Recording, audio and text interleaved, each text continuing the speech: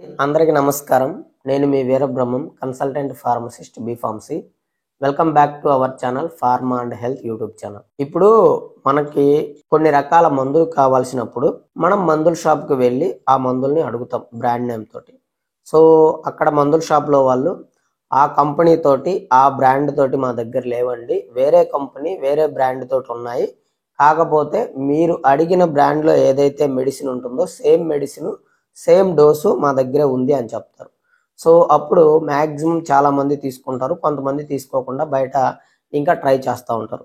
So ఇప్పుడు మనము అదే మనకి మందులు డాక్టర్ రాసిన ప్రిస్క్రిప్షన్ తీసుకెళ్ళి మనం మందుల షాప్లో అడిగామనుకోండి, సో దానికి ఆల్టర్నేటివ్ బ్రాండ్స్ ఉన్నాయండి, ఆల్టర్నేటివ్ కంపెనీ ఉన్నాయి, కానీ అదే లేదు అని చెప్పి మనకి రాసిన మెడిసిన్ కాకుండా అసలు మెడిసినే మారిపోయి ఇచ్చేస్తే, బ్రాండ్ నేమ్ మారేది కంపెనీ నేమ్ మారేది కాదు. అసలు డాక్టర్ ఒక మందు రాశాడు, మనకి మందుల షాప్లో వేరే మందు ఇచ్చారు, అసలు దానికి సంబంధం లేని మందు ఇచ్చారు అనుకోండి, అప్పుడు మన పరిస్థితి ఏంటి? ఒక్కసారి మీరు ఆలోచన చేయండి. మనకు సంబంధం లేని మెడిసిన్ మనం యూజ్ చేస్తే మన బాడీ ఎలాంటి స్ట్రగుల్స్కి ఫీల్ అవుతుంది, లేదంటే ఎంత ప్రమాదానికి గురవుతుంది అనేది ఒకసారి ఆలోచన చేయండి. ఎందుకు అని చెప్తున్నాను అంటే, ఇది నాకు ఈ మధ్య గత 4-5 నెలల కాలంలో ఇలాంటివి 4-5 ఇన్సిడెంట్స్ నేను చూశాను.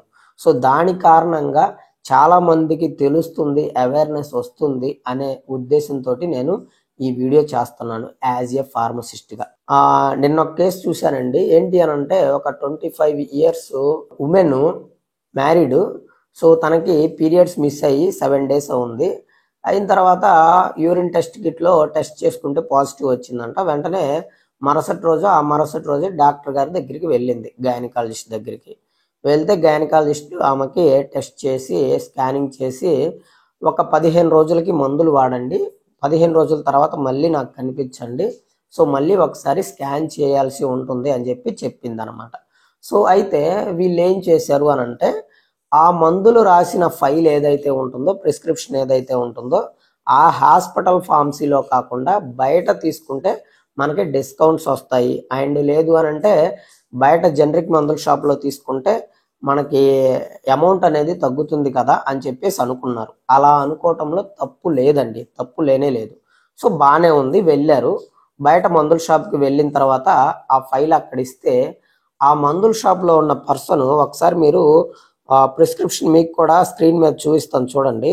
అక్కడ మేడం గారు రాసింది విటాగ్రేట్ ఒకటి, తర్వాత డైడ్రో 10 mg ఒకటి, తర్వాత పెయిన్స్ తగ్గడానికి ఆయిల్ ఒకటి రాశారు. సో ఇక్కడ మేజర్గా జరిగిన మిస్టేక్ ఏంటి అని అంటే, ఆ మందుల షాప్ అతను డైడ్రో 10 mg రాశారు. ఈ డైడ్రో 10 mgలో ఉండే మెడిసిన్ వచ్చేసరికి డైడ్రోజెస్టరోన్ 10 mg. దేనికి యూజ్ అవుతుంది అని అంటే, యూట్రస్ లైనింగ్ బాగా స్ట్రాంగ్గా అవడానికి, పిండానికి సంబంధించి పెరుగుదల ఉండటానికి అది గైనకాలజిస్ట్ డాక్టర్ రాశారు. కానీ ఈ మందుల షాప్లో ఉన్న పర్సను డైడ్రో 10 mgకి బదులుగా డైటార్ 10 mg ఇచ్చారు.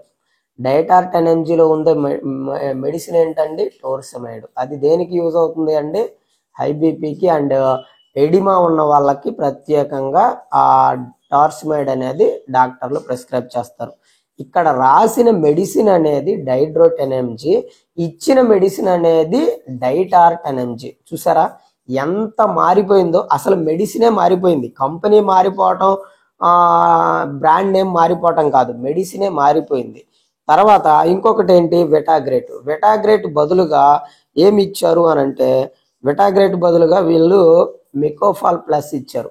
వెటాగ్రేట్లో ఉండే మెడిసిన్ వచ్చేసరికి mecobalamin, L methyl folate calcium and pyridoxal 5-phosphate tablet. కానీ మెకోఫాల్ ప్లస్లో ఉండేది ఏంటి? మెకోఫాల్ ప్లస్లో మెకోబాలమిన్ ఉంటుంది, ఫోలిక్ యాసిడ్ ఉంటుంది, ఆల్ఫా లైపోయిక్ యాసిడ్ ఉంటుంది, పైరిడాక్సిన్ ఉంటుంది.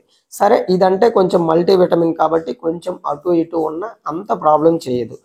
బట్ డైడ్రో 10 mg తీసుకోవాల్సిన ఆ పేషెంట్ డైటార్ 10 mg తీసుకోవటం వల్ల, ఇక్కడ మీకు మేడం ఏం రాశారు? వెటాగ్రేట్ మధ్యాహ్నం రాశారు, డైడ్రో 10 mg రాత్రి రాశారు. సో అయితే ఈమె డైటార్ 10 mg 2 రోజుల పాటు నైట్ వేసింది, ఒక టాబ్లెట్ చొప్పున. అలా వేయటం మూలంగా రాత్రిపూట తెల్లవారేసరికి ఈవెన్ 20 to 30 టైమ్స్ యూరిన్కి వెళ్ళవలసి వచ్చింది. తెల్లవారేసరికల్లా బాగా వీక్ అయిపోయింది అనమాట ఆ పర్సన్. బాగా అంటే బాగా కాళ్ళు చేతులు లాక్కుపోయే స్థితిలోకి వెళ్ళిపోయింది అనమాట, నీరసమై పడిపోయింది అనమాట. సో ఆ సిచ్యువేషన్లోకి వెళ్ళింది. దీని అంతటి కారణం ఏంటి? ఇక్కడ మెడిసిన్ అనేది మారిపోవడం. సో ఇక్కడ మీరు గుర్తుపెట్టుకోవాల్సిన విషయము, తెలుసుకోవాల్సిన విషయం ఏంటి అని అంటే, జనరిక్ మందులు యూజ్ చేసుకోవడంలో తప్పు లేదు. బట్ మీకు ఎక్కడ తప్పు జరుగుతుంది అని అంటే, ఫర్ ఎగ్జాంపుల్ మీరు జనరిక్ మందులు తీసుకోవాలి అనుకున్నప్పుడు హాస్పిటల్లో చూపించుకున్నప్పుడు డాక్టర్ దగ్గర ఆ ఫైల్ తీసుకొని మీరు ఆ మందుల షాప్లో అవి అట్ట అంటే ఒక 10 టాబ్లెట్లు తీసుకోవటం వల్ల దాంట్లో ఉండే మెడిసిన్ ఏంటి అనేది మీకు అర్థమవుతుంది. లేదు అలా కూడా మేము తీసుకోలేము అనుకుంటే ఆ ఫైల్ తీసుకొని ఆ మందుల షాప్లో వాళ్ళకి వెళ్తే అక్కడ దాంట్లో మెడిసిన్ ఏంటి అనేది రాసిస్తారు. సో దాని మూలంగా మీరు బయట తీసుకున్నా కానీ మీకేం ప్రాబ్లం ఏమి ఉండదు. అలా కాకుండా మీరు డైరెక్ట్గా బయటికి వెళ్ళటం వల్ల ఇలా బయట మందుల షాపుల్లో, అన్ని మందుల షాపుల్లో దాదాపుగా 100కి 70% మందుల షాపుల్లో ఫార్మసిస్టులు ఉండటం లేదు. కాబట్టి హాస్పిటల్లో రాసిన ప్రిస్క్రిప్షన్ అనేది బయట మందుల షాపులో వాళ్ళకి కరెక్ట్గా అర్థం కావట్లేదు. సో దాని మూలంగా ఏమవుతుంది, బ్రాండ్ నేమ్ చేంజ్ అవటం పోనిచ్చి అది దేవుడు ఎరుగు, అసలు మెడిసినే మారిపోతుంది. ఇలాంటి కేసులు నేను చాలా చూశానండి. చాలా ఇబ్బందులు, ప్రాణాపాయ స్థితిలోకి వెళ్ళి కూడా బయటకు వచ్చిన వాళ్ళు ఉన్నారు.